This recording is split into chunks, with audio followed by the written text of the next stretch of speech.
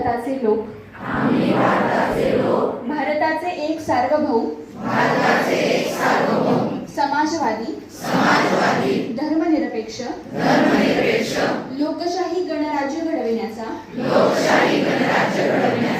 व त्याच्या सर्व नागरिकास सामाजिक आर्थिक व राजनैतिक न्याय विचार अभिव्यक्ती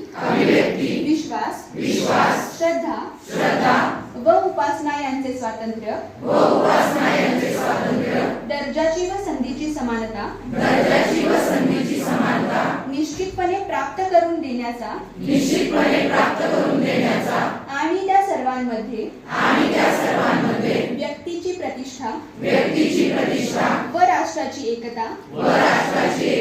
आणि एकात्मता यांचे आश्वासन देणारी बंधुता प्रवर्धित करण्याचा संकल्पपूर्वक निर्धार करून आमच्या संविधान सभेत आज दिनांक 26 नोव्हेंबर 1949 रोजी याद्वारे हे संविधान अंगीकृत